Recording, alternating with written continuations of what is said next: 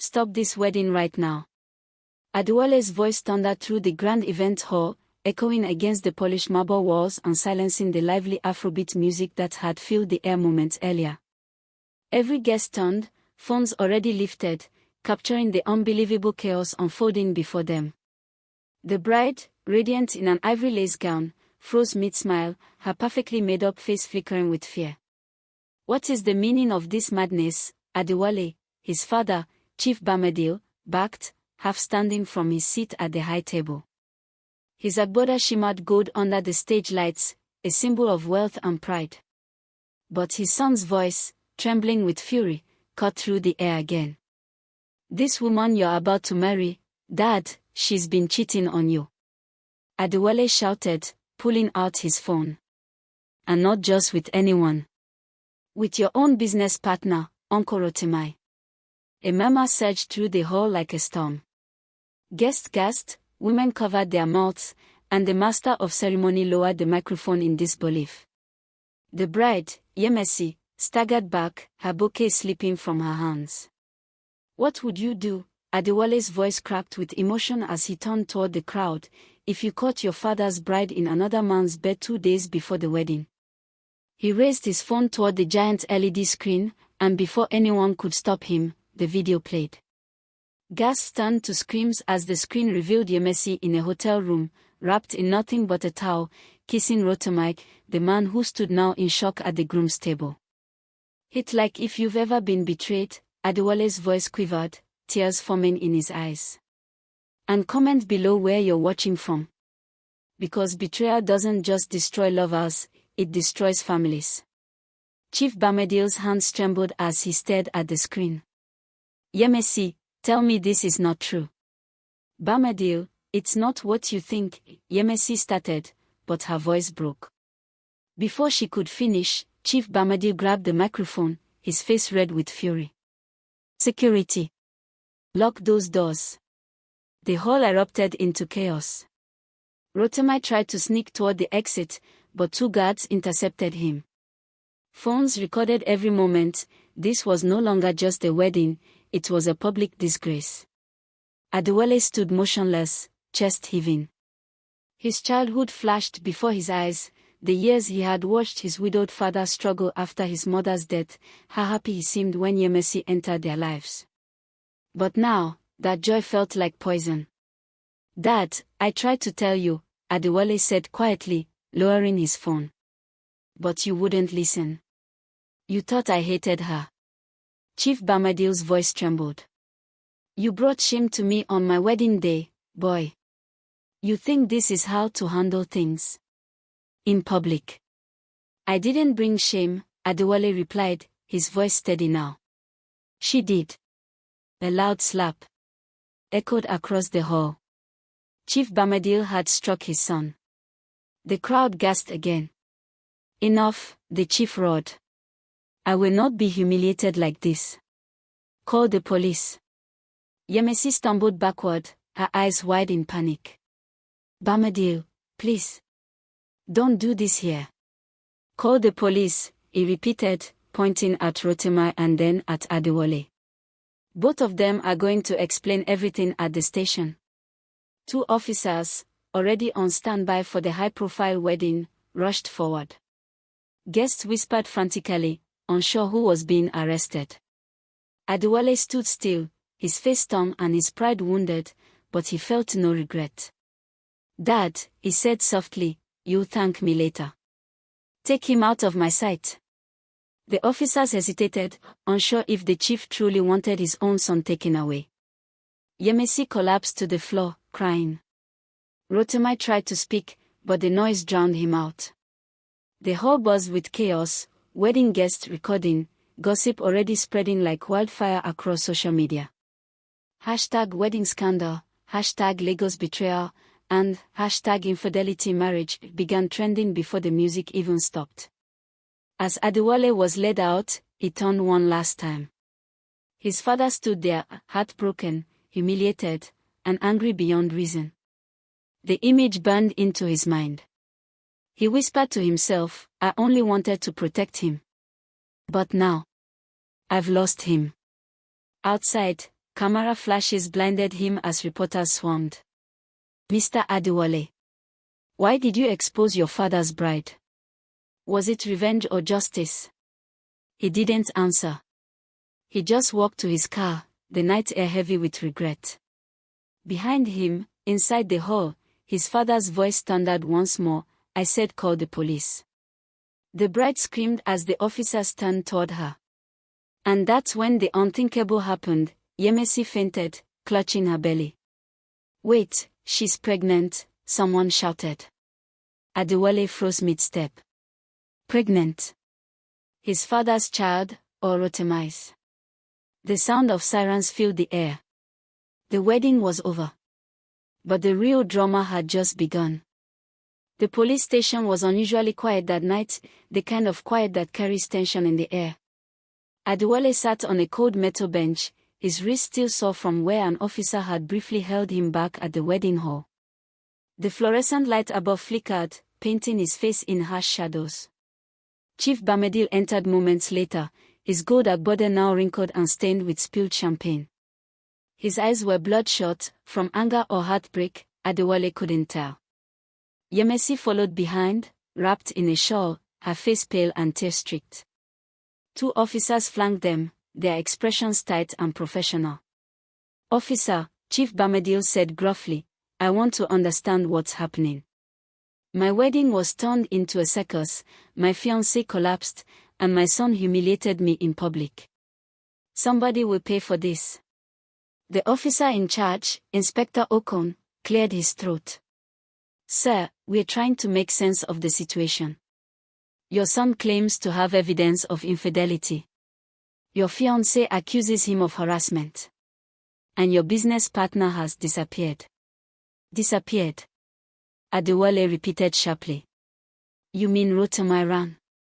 Yes, the inspector replied. He slipped out during the confusion. We are tracking his vehicle. Chief Bamedil turned slowly toward his son. You see what you've caused? My name is already all over social media. Chief's son exposes wedding scandal. Do you think I can ever show my face again? Adewale rose to his feet, pain flashing in his eyes. Dad, you're blaming the wrong person. I didn't cheat on you. I didn't lie to you. I tried to save you from being destroyed by her.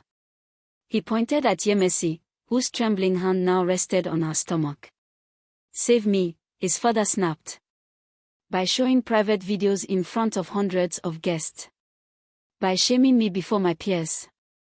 It was the only way you'd believe me. Adewale's voice cracked. I tried to tell you in private last week, but you said I was jealous. You said I didn't want you to be happy. Yemesi suddenly stood up, her voice breaking. Enough. You've ruined my life, Adewale. You're cruel. You invaded my privacy, twisted everything. Adewale turned to her, his anger barely contained. You think I wanted to find you with Uncle Rotemi? You were supposed to make my father happy, not destroy him. Yemesi broke down sobbing, falling back into her chair. You don't understand, she whispered. The inspector looked between them. Maybe you should explain, Madam Yemesi. You're accused of infidelity, and now there's the question of your pregnancy. The room froze. Chief Bamedil's gaze hardened. Yes. That's what I want to know. He took a step forward. Is that child mine? Yemesi's lips trembled. Bamedil, please, don't do this here. Answer me, he roared, slamming his hand on the table.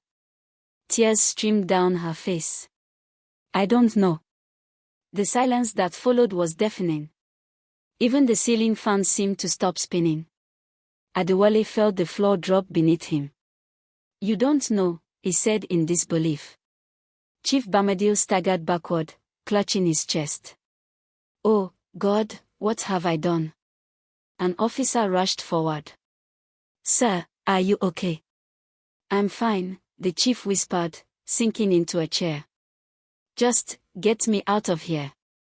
Yemesi reached out. Bamedil, please. I made a mistake, it was before we decided to marry. I thought you'd never love me.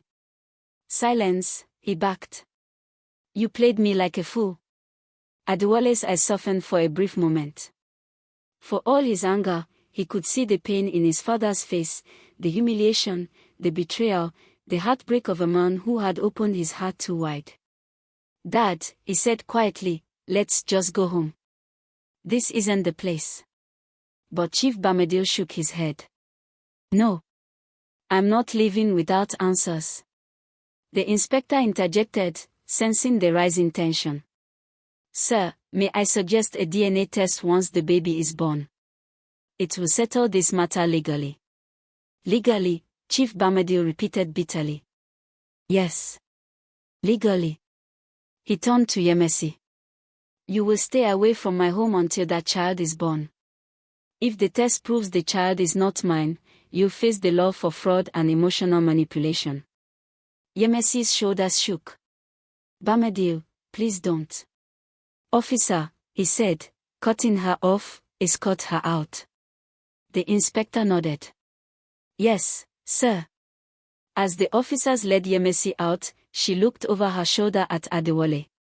You've ruined everything. You'll regret this. Adewale's jaw clenched. I already do. The door shut behind her, leaving father and son alone in the dimly lit room. Chief Adewale covered his face with both hands. How did I not see it, Adewale? I was blinded by her sweetness, her kindness. Love makes fools of even the strongest men, Adewale said quietly. His father chuckled bitterly. You sound like your mother. Adewale looked away. Mentioning his late mother reopened wounds that never healed. She had died 10 years earlier, loyal, faithful, and proud. If she were alive, this would have broken her heart. After a long pause, Chief Adewale stood. Go home, Adewale. I'll deal with this my way. Dad, don't do anything rash. He gave a bitter smile. You think I'll hurt her? No. I'll destroy her with silence. That's what hurts the most. Adewale nodded slowly, watching his father walk toward the exit. But something inside him didn't feel right. He knew his father's temper, silent rage was more dangerous than shouting. Outside the station, the press had gathered again. Flashbulbs exploded as Chief Adewale and Adewale emerged.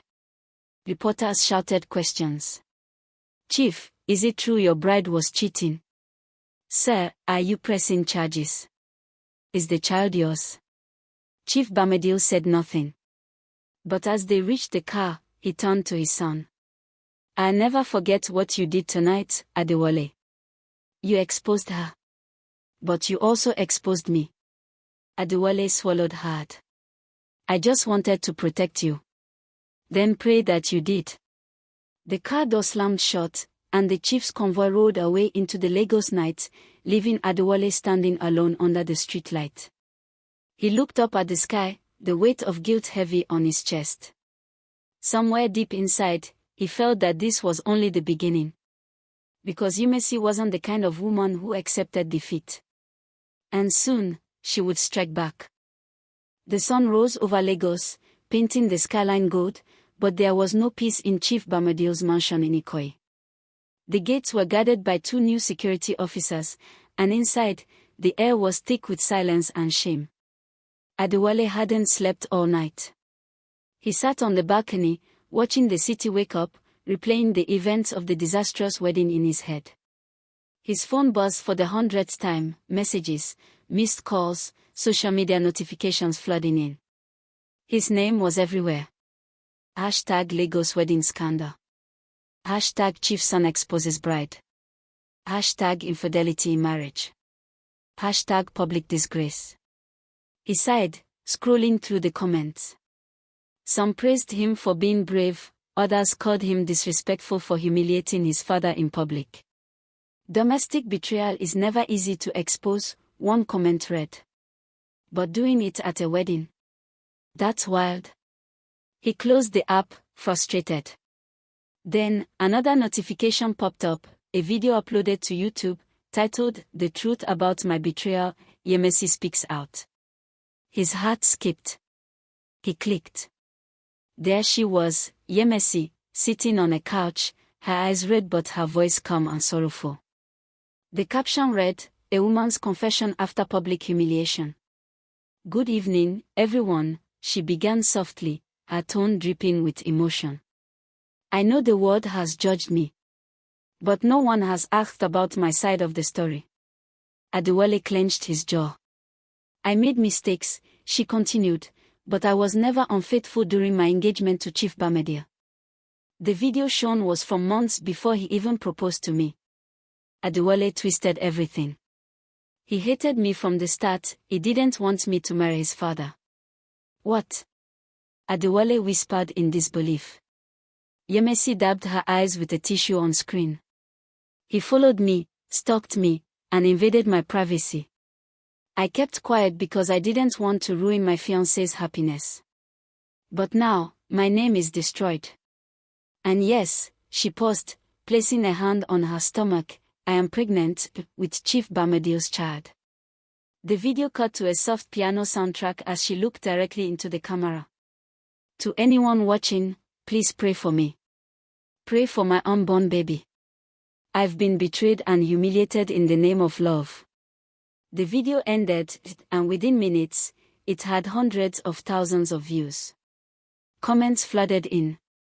"She's such a strong woman. That son is wicked. Imagine exposing a pregnant woman like that." Adewale buried his face in his hands.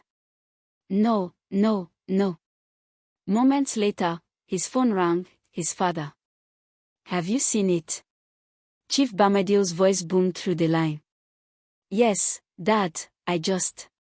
"She's painting herself as the victim. The media is turning on us. Dad, I can prove she's lying. The hotel records, the video date stamp. I don't care about evidence anymore," the chief snapped. "This is now about reputation. Do you understand? Reputation." Adewale's voice softened. "Then we fight back with the truth." But his father's tone turned cold. "You've done enough damage already, Adewale. Just stay quiet. I'll handle it." The line went dead. He slammed his phone down, frustration boiling over. He tried to save his father, and now the world believed he was the villain. Hours later, he got a message from his cousin, Amina. "Bro, check Facebook. She's doing a live video now." He opened the link. Yemesi sat surrounded by flowers and sympathy cards, her followers offering prayers and donations. She was trending under #PrayForYemesi and #AfricanMarriageDrama. "People can destroy your name," she said tearfully, "but God knows my heart. I still love Chief Bamedil, and I forgive Adewale for his actions." Her fake humility made Adewale's stomach twist. He knew that look, the same sweet, innocent mask she had used to win his father's trust. Later that evening, a black SUV pulled up in front of the mansion. Adewale looked out the window and froze. It was Rotemai. He stepped out, looking nervous but calm, wearing dark sunglasses. Two men in plain clothes followed him. Adewale rushed downstairs. "What are you doing here?" Rotemai smirked. "Relax, young man. I came to see your father." "You have the nerve to show your face after what you did." "What I did?" Rotemai chuckled. "You're mistaken. I did nothing. Yemesi and I were friends, business partners. That video you showed. Completely misinterpreted." "Liar!" Adewale shouted. Before he could say more, Chief Bamedil entered the hall. "Enough, Adewale," he snapped. "Let the man speak." Adewale blinked. "You're listening to him? After everything?" "I'm listening because I want the truth, not the edited version you forced on me," his father said coldly. Rotemai nodded politely. "Chief, I came to apologize. What happened between Yemesi and me was never romantic. We met to discuss the event planning company she was starting. The video was taken out of context. Chief Bamadil rubbed his temples, exhausted. And why didn't you come forward earlier? Because the police treated me like a suspect, Rotimi replied smoothly. I needed a lawyer first. Adewale stepped forward. He's lying, Dad. Please don't let him twist this. But before his father could respond, another voice came from the doorway, soft but sharp. Maybe I can explain everything. They all turned. Yemesi stood there, looking fragile, her hand resting protectively on her belly. Yemesi. Chief Bamadil's voice wavered. What are you doing here? She took a shaky breath. I came to clear my name. I can't live like this anymore. The stress isn't good for the baby. Rotimi gave her a knowing glance, then looked away. Adewale frowned. How did you even get past the guards? She smiled faintly. Not everyone in this house hates me, Adewale. A chill ran down his spine. Chief Bamadil sighed deeply. Fine. Talk. Let's end this once and for all. Yemesi nodded, her eyes glistening with tears. I'll tell the truth. But before she could finish, her phone buzzed on the table. The screen lit up, and Adewale's eyes widened when he saw the caller ID. It read, Baby Daddy Red Heart. The room went dead silent. Rotimi's face turned pale. Chief Bamadil's gaze darkened. Yemesi reached for the phone in panic, but Adewale snatched it first. Who is Baby Daddy, Yemesi? He asked, his voice shaking. Her lips parted, but no words came out. The phone began to ring again. The shrill ringtone cut through the thick silence like a blade. Baby Daddy Red Heart flashed again on Yemesi's screen, each vibration pulling the tension tighter. Adewale held the phone up, eyes locked on her trembling face. Answer it, he said coldly. Yemesi shook her head, clutching her stomach. Please, Adewale, give me the phone. It's not what you think. Then prove it, he shot back. Answer on speaker. Chief Bamadil stood motionless, his arms crossed tightly, face carved in stone. Yes, Yemesi. Let's all hear who's been calling you. Tears welled in her eyes. Bamadil, please. Now, he thundered. Adewale hit the green button and turned on the speaker. The line clicked, and a deep male voice came through, casual and oblivious to the chaos. Hey baby, did you tell the old man yet? I miss you. You've gone quiet on me. The words hung heavy in the air. Rotimi's face drained of color. Chief Bamadil's lips parted, disbelief etching across his features. Who is this? Adewale demanded. The voice on the other end hesitated. Oh, who's this? Put Yemesi back on. This is her fiancé's son, Adewale said, his tone venomous. Who are you? There was a pause, then a nervous laugh. Oh. So she really went through with it. The line went dead. Adewale stared at the phone. He hung up. Yemesi's knees gave out, and she sank onto the couch. Please, Bamadil, let me explain. Explain. Chief Bamadil's voice was low now, dangerous. Who was that man? It was before I met you, she cried. We broke up months ago. He's just angry that I moved on. Then why is he saved as baby daddy? Adewale asked. Yemesi opened her mouth, then closed it again, sobbing uncontrollably. Chief Bamadil turned away, his chest rising and falling rapidly. I gave you everything, Yemesi. Respect. A home. A future. He spun back toward her. And you've made me the laughingstock of Lagos. Rotimi tried to step forward, his voice trembling. Chief, maybe we should all calm down. Shut up. Bamadil snapped. You're part of this mess too. Yemesi suddenly screamed, he made me do it. Everyone froze. Adewale blinked. What are you talking about? Yemesi pointed at Rotimi, her voice breaking. He threatened me. He said if I didn't pretend to be with him, he'd expose my past, my ex, my pregnancy, everything. That's a lie. Rotimi shouted, his composure cracking. You're just trying to save yourself. She's lying again, Adewale said firmly. Dad, she's manipulating you. Chief Bamidele looked from one to the other, his breathing shallow. I don't know who to believe anymore. Then, without warning, Yemesi clutched her stomach and screamed. Oh! My baby! She doubled over, writhing in pain. Call an ambulance. Adewale yelled. But before anyone moved, Yemesi collapsed completely. The room exploded into chaos. Rotimi rushed to her side, Chief Bamidele shouted for the driver, and Adewale grabbed his phone, calling emergency services. Minutes later, paramedics arrived and lifted her onto a stretcher. She's losing a lot of blood, one of them said urgently. We need to move fast. Chief Bamidele followed closely behind as they carried her out. Adewale stood frozen, torn between anger and concern. Rotimi whispered, this is bad. Really bad.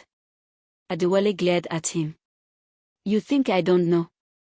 The ambulance door slammed shut, sirens wailing into the night. By the time they reached the hospital, Yemesi had been rushed into the emergency ward. Chief Bamidele sat in the waiting area, silent, staring at the floor. Adewale joined him. Dad, are you okay? He didn't look up. I don't even know what to pray for anymore. Don't let her fool you again, Adewale said gently. She's playing a game. Chief Bamidele's eyes lifted slowly. If she's really pregnant with another man's child, that's not a game. That's war. Just then, a nurse stepped out. Chief Bamidele. Yes. She's stable, sir. But the baby didn't make it. The words hit like a bullet. Yemesi's wails echoed faintly from the ward. No. My baby. My baby. Chief Bamidele closed his eyes, grief and fury mingling on his face. So it's true. The price of betrayal always comes heavy. Adewale swallowed hard. Dad, it's over. Let's just go home. But his father shook his head. No. Not yet. Not until I know who that man was on the phone. He stood up, his voice steady and cold. If she won't tell me, I'll find him myself. Adewale hesitated. And if he's who I think he is? Then, Chief Bamidele said, walking toward the exit, this city will remember my name for something other than disgrace. As they left the hospital, a shadowy figure watched from across the street, phone in hand, recording them. The video uploaded within minutes, captioned. Chief Bamidele and son leave hospital after pregnant bride loses baby, rumors swore. By morning, it would go viral. And while the world pitied Yemesi, Adewale had no idea she had already set her next move in motion. Because some betrayals don't end in hospitals, they begin there. The morning after the hospital tragedy, Lagos woke up buzzing with gossip. The scandal had gone from whispers to wildfire. Every blog, radio talk show, and online gossip page carried headlines like Wealthy Chief's bride loses baby after wedding scandal. Did Chief's son cause miscarriage through public humiliation? Love, betrayal, and blood, Lagos' most tragic wedding story. Adewale scrolled through the articles with growing dread. The media had twisted everything, painting Yemesi as a heartbroken victim and him as the reckless, jealous son who destroyed a pregnant woman's life. Domestic betrayal, one article read, should never be handled with cruelty. What Adewale did to his father's fiancée borders on emotional abuse. He slammed his phone down. This is her doing. She's turning the world against us. His father, seated across the living room, looked exhausted. He hadn't shaved, and his once commanding presence had faded. I told you to let it go, Adewale, he muttered. Every word we say now only fuels her narrative. So we're just going to sit here while she ruins us? Adewale snapped. She's manipulating everyone, Dad, emotionally, publicly, strategically. She's not mourning, she's scheming. Chief Adewale sighed, staring out the window. Maybe that's my punishment. I should have known a love built on lies would end in disgrace. Just then, the doorbell rang. One of the guards entered and announced, "Sir, there's a journalist at the gate. Says he has something you need to see." "Send him in," Adewale said wearily. A young man stepped in, nervous but determined. "Good morning, Chief.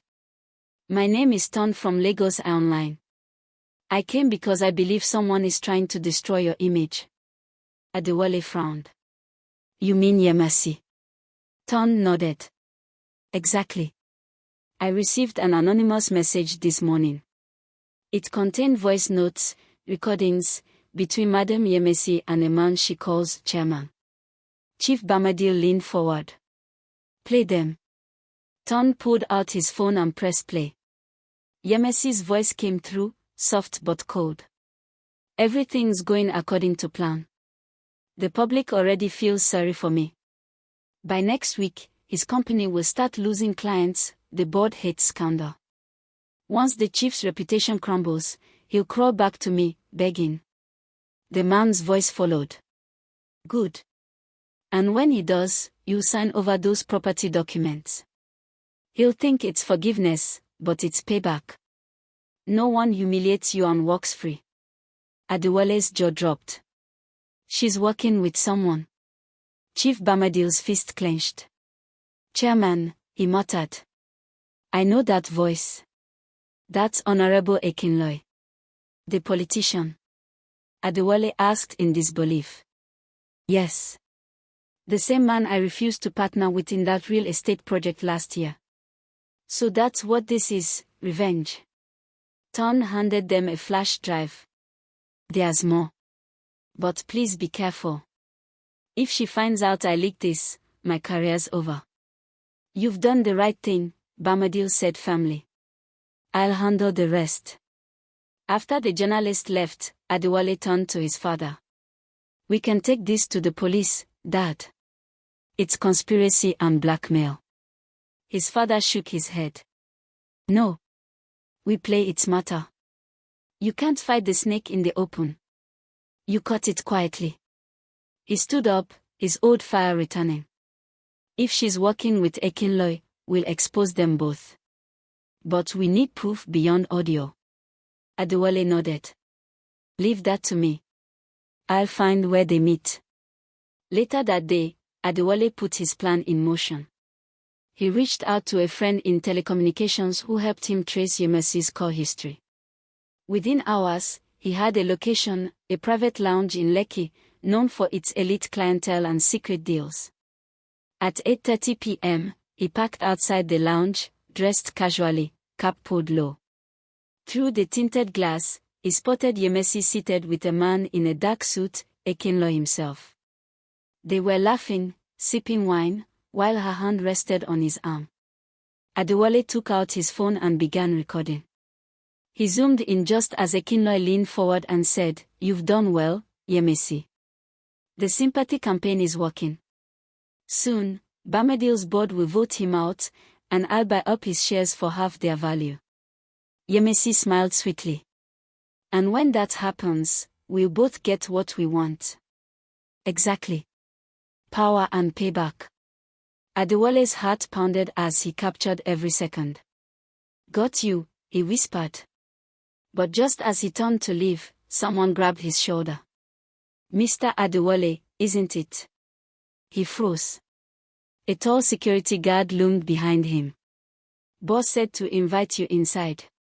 Adewale tried to stay calm. "I think you're mistaken." The guard smirked. "No mistake, sir. Madam Yemesi already saw you." Adewale's stomach twisted. He was caught. Within seconds, 2 more guards appeared. They escorted him inside. The moment he entered, Yemesi looked up, her expression calm, confident, victorious. Well, she said, her voice smooth as silk. If it isn't my dear stepson. Still playing detective. Akinloy chuckled. Bold move, young man. But dangerous. Adewale met her gaze. You're done, Yemesi. I recorded everything. She smiled faintly. Oh, I know. His phone buzzed in his pocket. He glanced down, the screen read, data erased successfully. She leaned closer, whispering, next time, don't use cloud backup.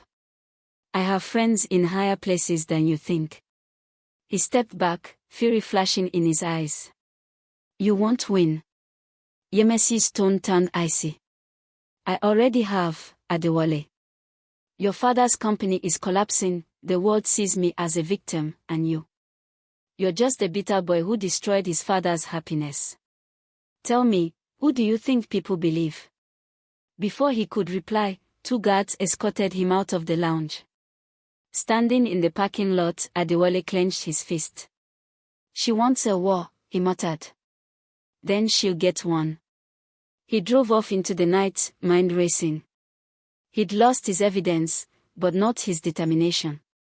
Back at the lounge, Yemesi raised her glass to Akinloy. To revenge, she said softly. Akinloy smiled. To the beginning of the end. What neither of them noticed was a waiter in the corner, secretly recording their entire conversation on a phone left behind by Adewale's friend. And that footage would soon change everything. Don't forget to like, subscribe, and turn on notifications for more gripping African betrayal stories like this. Should Adewale release the recording or wait for the perfect time to strike back? Comment your thoughts below. The sun rose slowly over Lagos, but for Yemesi, the morning light felt more like a spotlight of judgment. She was sitting in her tastefully decorated apartment, expensive furniture, silver curtains, soft jazz playing in the background, when her phone began to buzz uncontrollably. At first, she ignored it. Then she saw the notifications. Trending number 1, the bride's betrayal, secret recording leaked. Audio and video expose Yemesi and Honorable Akinloy plotting revenge against Chief Adewale. Her heart dropped. No, she whispered. That's impossible. She opened the first video link, and there she was, on camera, laughing and toasting with Akinloy, saying the words that could end everything. Power and payback. The internet was ablaze. Comments flooded in. So she was never pregnant for love, just manipulation. This is why you don't play with family loyalty. Poor Chief Adewale, betrayed in his own house. Within an hour, mainstream media picked it up. Her phone rang again, Akinloy's voice roared through the line. Yemesi. You fool. How could you let this happen? She snapped back, don't you dare blame me, Akin. I didn't leak it. You were careless. That boy was there last night, wasn't he? I told you not to taunt him. Yemesi's mind raced. It wasn't him. He left with nothing, I erased his files. Then how is this online? She froze. Her chest tightened. Someone else must have recorded them. Meanwhile, at the Adewale residence, Chief Adewale and Adewale watched the same video, silent, tense, emotional. The chief's hands trembled as the truth unfolded on screen. She truly planned everything, he whispered. Even my company. Even my name. Adewale nodded grimly. It's over now, Dad. The world knows who she really is. But his father's expression was not one of victory. No, son. It's not over until she pays, not just with shame, but with justice. He picked up his phone and dialed a number. Inspector Lawal. Yes, it's Chief Adewale. I want to press charges, conspiracy, fraud, and defamation. Yes, against Yemesi Ajayi and Honorable Akinloy. Across town, the police stormed Yemesi's apartment just as she was frantically deleting her emails. She looked up, startled, as officers entered with a warrant. Madam Yemisi Ajayi. Yes, what's this about? You're under arrest for conspiracy and attempted fraud. You have the right to remain silent. Akinloye was also arrested at his political office, shouting and threatening to call the governor. Cameras followed both of them, their public disgrace now a spectacle. By afternoon, every television channel in Lagos showed the same footage, Yemisi being led into a police van in handcuffs. The city watched, some in shock, others in grim satisfaction. It was a real-life revenge story that had everyone talking. Later that evening, Adewale and his father sat together in the quiet of their living room. For the first time in weeks, there was calm. "You did good, son," Chief Adewale said softly. "You saved our name." Adewale looked at him, hesitant. "But at what cost, Dad?" "The media's calling this a domestic betrayal, an African marriage drama, a cautionary tale. They are saying you were blinded by love and I by anger." His father sighed. "Maybe they're right. Betrayal in marriage doesn't end with one person, it poisons everyone it touches. But you stood for truth. That matters more than reputation." As they talked, Adewale's phone buzzed again, an unknown number. He hesitated, then answered. "Hello." A soft, trembling voice replied, "Adewale, it's Yemisi."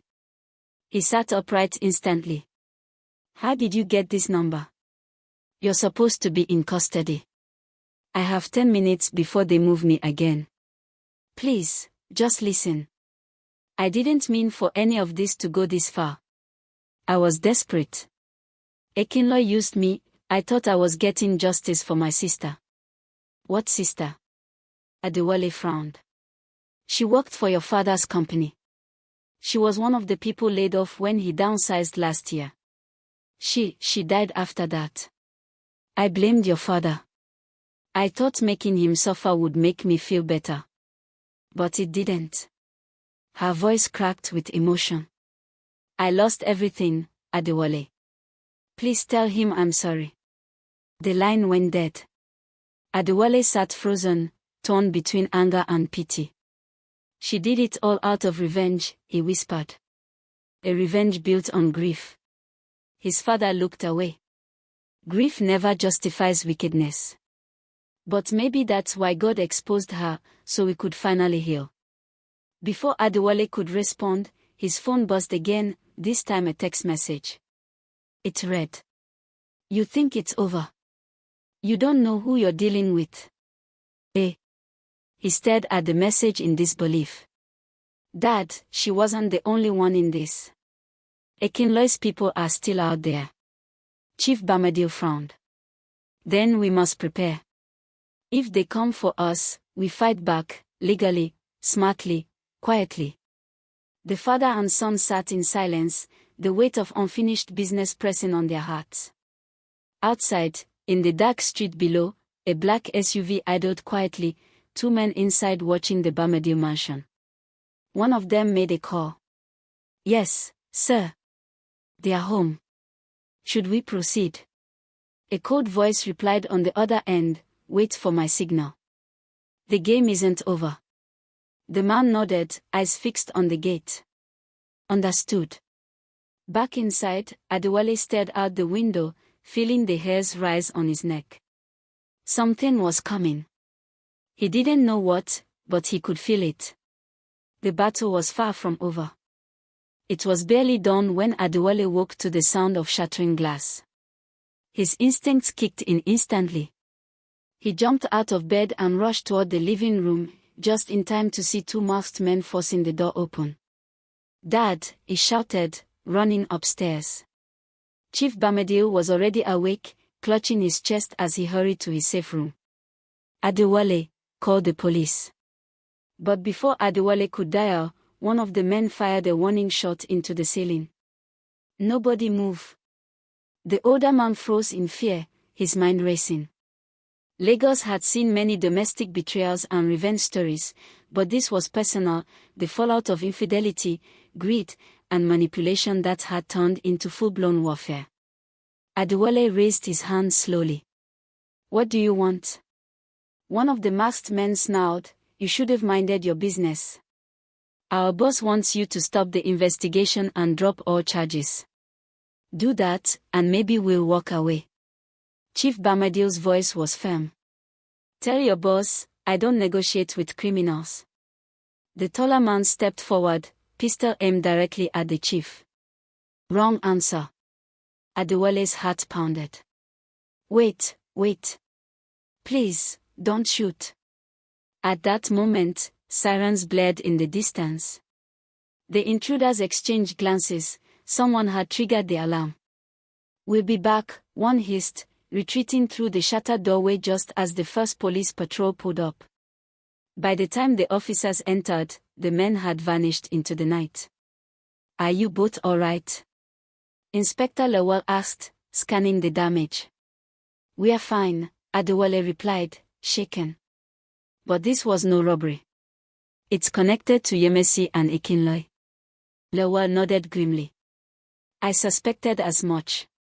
Ekinloy's people are trying to intimidate you into silence. We'll increase security around the house." Chief Adewale sat heavily on the couch, breathing hard.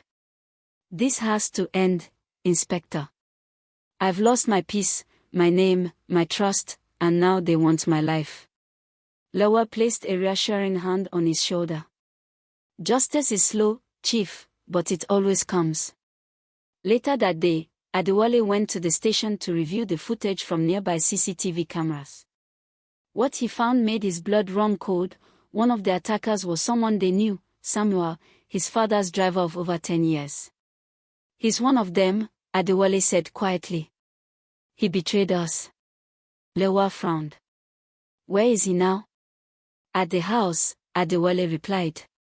They raced back to the mansion, but Samuel was gone, his uniform left neatly on his chair, and his phone switched off. Chief Adewale was devastated.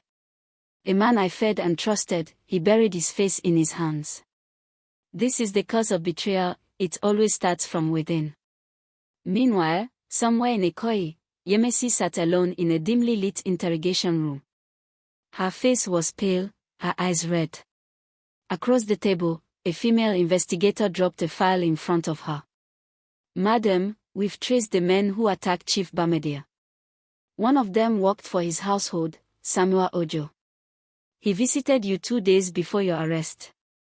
Yemesi's eyes widened. No. I didn't order that attack. I swear." The investigator crossed her arms. "Then who did?" Yemesi's voice trembled. "Ekinloy. He's losing control. He wants to destroy them completely, even me. I heard him say, 'If I fall, they all fall.'" The officer studied her. "If you help us, we can protect you. But you must testify." Yemesi hesitated, torn between fear and survival. "If I talk, he'll kill me." "We'll keep you safe," the officer assured. "But if you stay silent, he wins."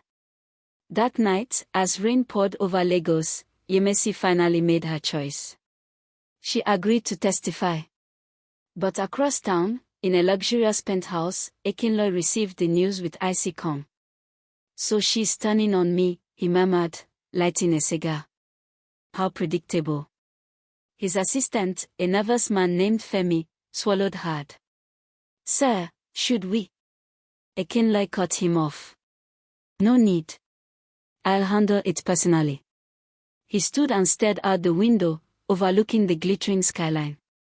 If the Adewale family thinks they've won, they are mistaken. "Tomorrow, we end this."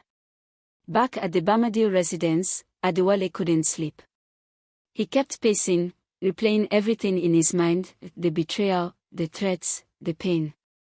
Then his phone buzzed again, another unknown number. He hesitated, then answered. A deep, unfamiliar voice said, "Adewale, listen carefully. I work for Honorable Ekinloy. He's planning something tomorrow at the courthouse.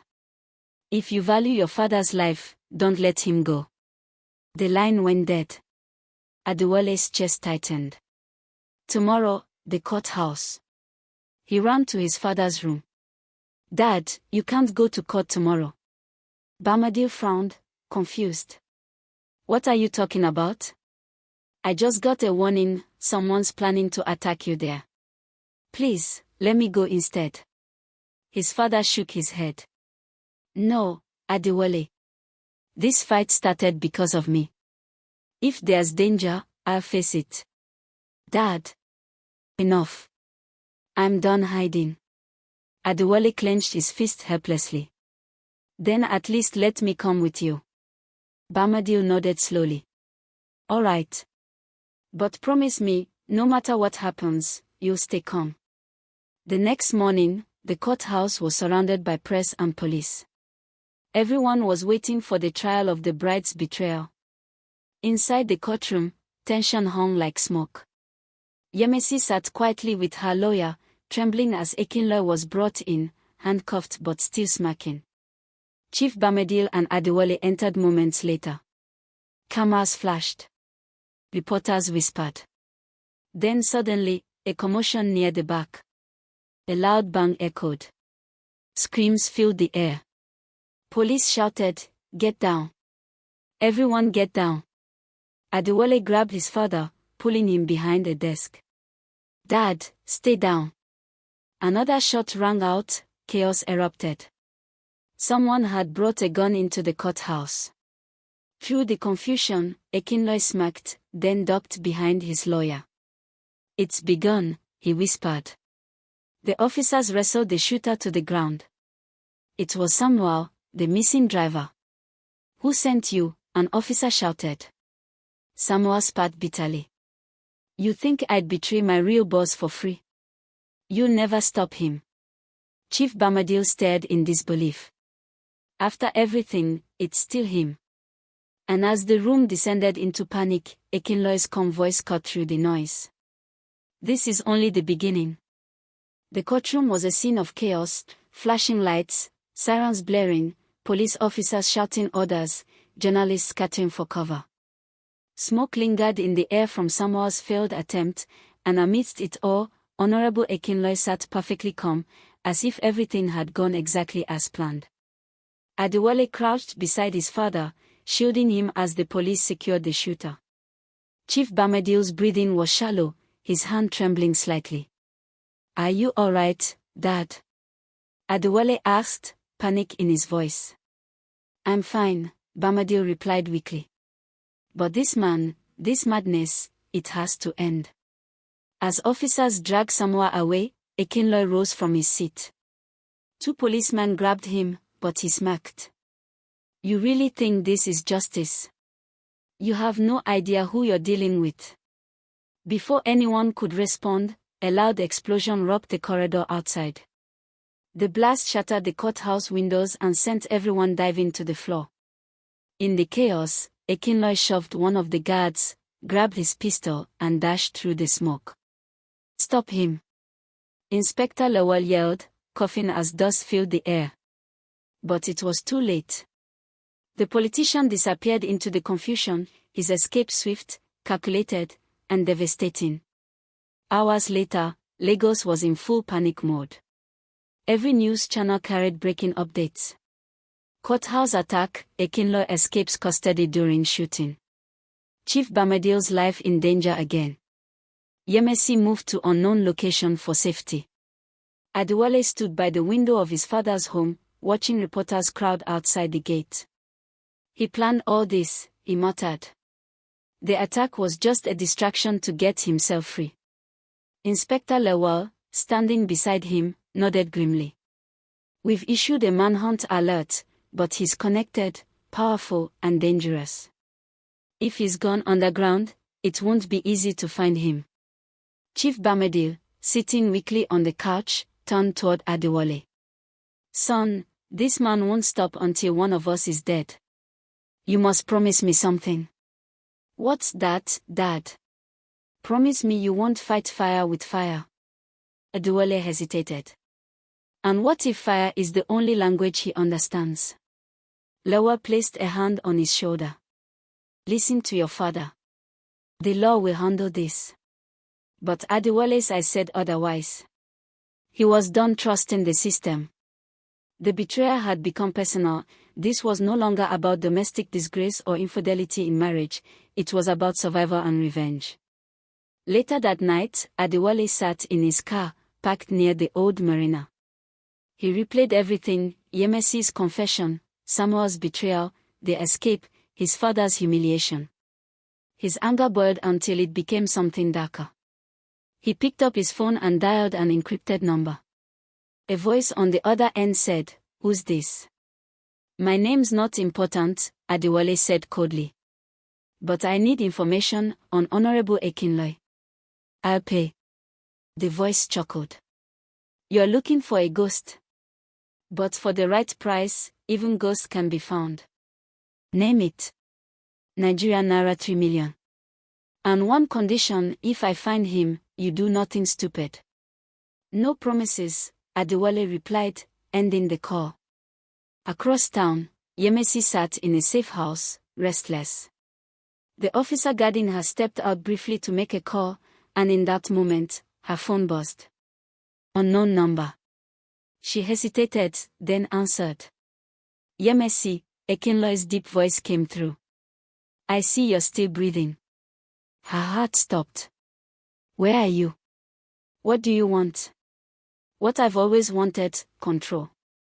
"You betrayed me, Yemesi. And betrayals have prices." "I told them everything because you tried to have Chief Adewale killed," she shouted. He laughed darkly.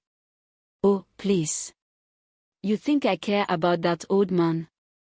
You and that boy are my real targets now." Tears welled up in her eyes. "Akin, please, it's over. Stop this before you destroy everything." "It isn't over," he hissed. "And if you think the police can protect you, think again. Lagos is my chessboard, and you're just a pawn." The call ended. Yemesi's body trembled. She knew he meant it. Moments later, 2 unmarked vehicles pulled up outside the safe house. The headlights flashed twice, a signal. The guard rushed back inside. "Madam, we need to move now." "Why? What's happening?" "There's been a security breach." Before they could react, gunfire erupted outside. Bullets tore through the windows. The guard shoved her toward the back exit. "Go. Go." Yemesi ran barefoot into the night rain, her heart pounding, terrified but determined to survive. Back in Ikoyi, Adewale received a message from his contact. "Got something for you. Akinloye's been spotted near Bedigri, private villa, heavy guards." Adewale's grip tightened on the steering wheel. "Bedigri, huh?" He loaded his phone recorder, checked his camera, and started the car. "Let's end this." As he drove through the dark expressway, rain hammering against the windshield, his mind was a storm of rage and grief. By midnight, he reached the villa, a sprawling estate lit faintly by lanterns and surrounded by armed men. He parked far enough to stay hidden, then crept toward the compound, recording quietly. Through a window, he saw Akinloye speaking with 2 men. "We go after the son next," Akinloye said coldly. "He's too nosy. The father's old, not a threat. But that boy, he's dangerous." One of the guards nodded. "Consider it done, sir." Adewale's jaw tightened. He whispered to himself, "Not if I get you first." Just then, one of the guards turned toward the bushes. "Who's there?" Adewale froze. The guard stepped closer, flashlight in hand. Adewale took a deep breath and slowly backed away, but his foot snapped a twig. "Hey! Someone's here." Within seconds, lights came on across the compound. Men shouted. Guns cocked. Adewale ran for the trees, bullets whizzing past him. He dove behind a wall, panting. His phone slipped from his hand and fell into a puddle. He retrieved it, praying it was still recording. He had what he came for, Akinloye's new plan. But now he was being haunted. As thunder rolled across the sky, Adewale looked up and whispered, "You want a war, Akin? You've got one." He disappeared into the forest, soaked and breathless, determined to bring the man down even if it meant crossing the line his father had warned him never to cross. The hunt had just begun. The night was thick with tension as Chief Adewale's SUV roared down the winding Lekki road, its headlights slicing through the misty darkness. His face was pale, jaw clenched, hands gripping the steering wheel so tightly his knuckles turned white. Beside him sat Tunde, silent, scanning his phone, tracking the signal that led them straight to the villa outside Victoria Garden City. Inside that villa, everything was supposed to end. Adewale had lost everything, his company, his reputation, and nearly his sanity, all thanks to Ekinloy, the smooth-talking friend who had betrayed him, stolen his accounts, and vanished with millions. But tonight, Adewale was done being the victim. "This is it, Dad," Tunde said quietly, watching the location blink on his screen. "He's here. I traced the last transfer from your offshore account, it was sent from this compound." Adewale nodded, his voice low and tight. "Good. I've waited too long for this. That man ruined my life, my marriage, everything. Tonight, I'll make him confess." The gates loomed ahead, tall, black, guarded by two men in dark clothing. Tunde's heart thumped.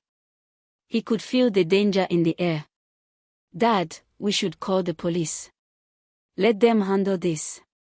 But Adewale's eyes were cold. "I did that before. They protected him. No one's protecting him tonight."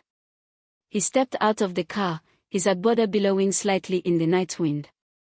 The guards frowned, one reaching for his walkie-talkie.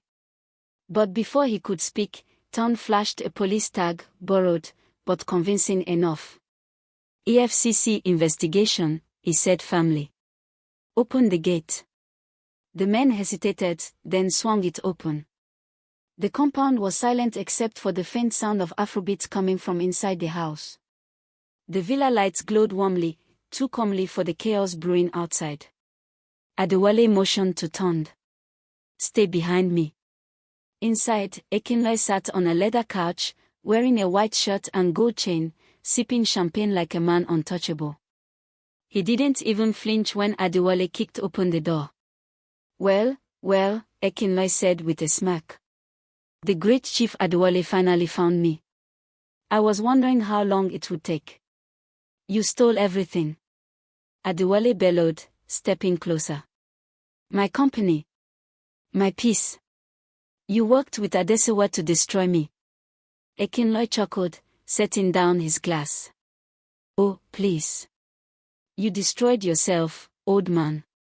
You were too busy chasing young women to notice the snakes you were feeding." The insult hit hard. Adewale lunged forward, grabbing Ekinloy by the collar. "You'll pay for this." Tunde rushed in, trying to pull his father back. "Dad, stop. Don't do something you'll regret." But Ekinloy only grinned wider. "Regret? You should be thanking me. That gold digger Adesuwa would have drained you dry if I hadn't taken what was left. Consider it divine justice." Adewale's hand trembled as he drew a pistol from his pocket, a small silver handgun Tunde didn't even know he owned. "You think this is a game?" Tunde froze. "Dad." "No." Suddenly, a voice echoed from the staircase. "Put the gun down, Chief." Everyone turned. Standing there in a flowing blue gown, her eyes sharp and calm, was Yemesi, Tunde's mother, Adewale's ex-wife. "Mom." Tunde gasped. Adewale blinked in disbelief. "Yemesi. What are you doing here?" She stepped down slowly, her heels clicking against the marble. "Finishing what you started, Adewale. Or rather, what you both refused to see coming." Ekinloy's smirk faltered. You shouldn't be here." Yemesi crossed her arms, eyes cold. "Oh, but I should. You didn't think I'd sit back and watch you destroy my family, did you?" Adewale looked between them, confused. "Someone explain what's happening." Tunde's mother took a deep breath, her voice calm but firm. "Adewale, The only reason I didn't speak sooner was because I needed proof. Akinloy has been laundering your stolen funds through fake companies registered under his mistress's name. And that mistress was pretending to be Adesuwa's cousin. Akinloy's face darkened. You talk too much, woman. Oh, do I? Yemisi said with a sly smile. Because the EFCC has been listening for the past 20 minutes. Every word you've said is being recorded. From outside, flashing red and blue lights pierced the night. Police sirens wailed. Ton turned toward the door as officers poured into the compound. Adewale blinked, lowering his gun slowly. You set him up. Yemisi nodded. After everything you did, after you left me, broke our home, and nearly lost your son, I still couldn't let that man destroy you completely. Not because I still love you, Adewale, but because I couldn't let evil win. Ton's eyes filled with tears. He stepped toward her, voice trembling. Mom, you saved us. But before anyone could breathe, Akinloy lunged. He grabbed the gun from Adewale's weakened grip and pointed it at Yemisi. No one moves, he barked, face twisted in rage. You think you can play me? Chaos erupted. Officers shouted from outside. Ton froze, heart pounding as his mother stood still, hands raised. Then, in one swift motion, a gunshot shattered the air. Akinloy's eyes widened. He stumbled backward, clutching his chest. Behind him stood Inspector Dorojeyo, pistol raised, smoke still curling from the barrel. Akinloy collapsed to the floor, blood pooling beneath him. Silence filled the room. Ton rushed to his mother. Mom. Are you hurt? She shook her head slowly, tears glistening. No. I'm fine. Adewale stood frozen, staring at the lifeless body of the man who'd stolen everything from him. Then he turned to Yemisi, guilt flooding his face. You did all this to protect me. Yemisi nodded quietly. To protect our son. And maybe, to give you one last chance to do right by him. The sirens wailed louder as officers handcuffed the remaining guards. Ton exhaled shakily, wrapping his arms around both his parents. For the first time in years, they stood together, broken, bruised, but finally united by truth. As the officers led Akinloy's body away, one of them handed Adewale a small brown envelope recovered from the villa. Inside was a letter addressed in neat handwriting. To Chief Adewale, if you're reading this, it means you finally discovered who was truly behind your fall. But remember, this isn't over. Yemisi's eyes widened as she recognized the handwriting. It was Adesuwa's. The sun rose quietly over Lagos the next morning, painting the skyline in shades of orange and gold. But inside Chief Adewale's mansion, there was no peace, only the haunting silence that follows a storm. The events at the villa still echoed through every corner of his mind. He sat alone in his study, staring at the brown envelope that had nearly slipped from his trembling hands the night before, Adesuwa's final letter. The name still burned in his thoughts like poison. The woman he almost married. The woman who almost destroyed him. Across the table sat Tunde, tired but calm, while Yemisi stood by the window, her arms folded tightly. The three of them hadn't spoken much since returning home. The smell of coffee filled the room, but no one touched their cups. Read it, Dad, Tunde finally said softly. We need to know what she meant. Adewale nodded slowly. His voice was rough when he spoke. She left this, she must have planned it before everything fell apart. He unfolded the paper, the faint scent of Adesuwa's perfume still lingering on it. The letter read, Dear Chief Adewale. By now, you found Akinloy and probably believe everything is over. But you've forgotten one thing, betrayal doesn't die that easily. You took everything from me when you humiliated me before the world. You think prison broke me? No. It made me smarter. When you read this, check your company accounts. You'll see what true revenge looks like.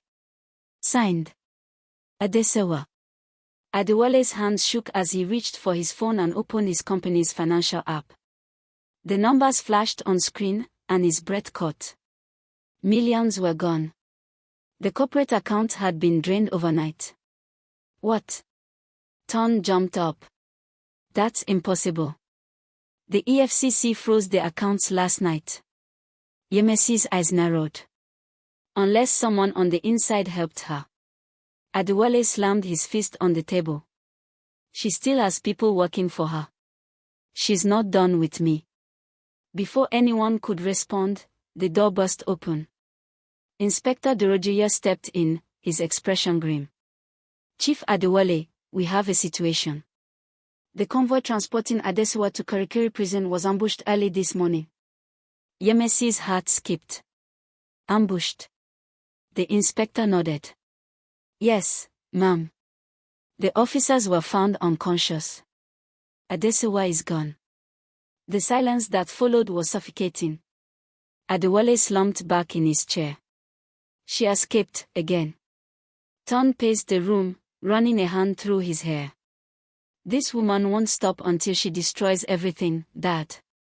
The inspector placed a flash drive on the table. We found this in the villa. It contains encrypted files, bank transactions, voice recordings. It might reveal her next move. Tunde grabbed his laptop and inserted the drive. The screen flickered, and then a video popped up. It was Adesuwa again, seated in what looked like a hotel room, dressed in a black blazer, her makeup perfect, her expression icy calm. You thought exposing me would save you, Adewale, she said in the video, her voice low and sharp. But I learned from the best, from you. You taught me how to manipulate, how to deceive, how to climb. You made me this way. I didn't lose. I evolved. And by the time you see this, everything you built will belong to me. Enjoy what's left of your empire. The video ended abruptly. Yemesi's hands trembled as she whispered, My God, she planned everything. But before despair could settle, Tunde's laptop beeped again. Another file appeared, this one unmarked. When he opened it, they all froze. It was a series of voice notes between Adesuwa and Akinloy, discussing how they'd manipulated Adewale's staff, bribed accountants, and even convinced one of Tunde's close friends to leak family information. One voice in the background caught Yemesi's attention, faint, female, but familiar. Wait, she said. Rewind that. Tunde played it again. There it was, a voice saying, Tell Chief Adewale it's handled. Yemesi's eyes widened. That's Bose, your assistant. Adewale looked stunned. Bose had been his secretary for 15 years. No, she couldn't. But the evidence was there. The betrayal wasn't just from outside, it was from within his own circle. By noon, police had arrested Bose. The truth unraveled, she had helped Adesuwa reroute funds in exchange for a cut. It was the final piece of the puzzle, the confirmation that Adesuwa had built an entire web of deceit around them. Later that evening, as the sun dipped below the horizon, Adewale stood by the balcony, watching the city lights blink below. Tunde joined him quietly. She might still be out there, Tunde said. I know, Adewale replied softly. But this time, I'll be ready. Yemesi stepped out to join them, the tension finally softening between them. Maybe it's time we stop chasing vengeance and start rebuilding, she said. For the first time in years, Adewale looked at her, really looked at her. You're right, Yemesi. I've lost too much already. But I won't lose what's left, our son, our peace. She smiled faintly. Then start by forgiving yourself. The three of them stood together in silence, a broken family, but no longer divided. Outside, the sirens of Lagos wailed faintly, blending with the hum of the city, a reminder that life moved on, even after betrayal. But as Tunde turned to head inside, his phone buzzed. A message. It was from an unknown number. He opened it, and froze. A photo appeared on his screen. Adesuwa, dressed in a black coat and sunglasses, smiling at an airport terminal. The caption read, "New beginnings. You'll hear from me soon." Ton's heart stopped. "Dad, she's alive." Adewale turned sharply. "What did you say?" Ton handed him the phone. The image glowed in the dim light, her face hauntingly calm. Adewale stared for a long time, then exhaled deeply. "Let her run," he said quietly. "Some storms end not when you chase them, but when you stop feeding them." Yemisi took his hand gently. "You've learned, Adewale. That's enough." The camera of life would fade out there, the once broken man finally at peace, the betrayed family learning forgiveness, and the ghost of Adesuwa vanishing into the unknown, a chilling reminder that not all revenge ends in death, some linger as lessons. If this story moved you, don't forget to like, subscribe, and share it with someone who believes in second chances. What do you think? Did Adesuwa truly escape, or is it just another manipulation? Comment below your thoughts, and stay tuned for more emotional African marriage dramas from Kaysmart's Mythic Tales.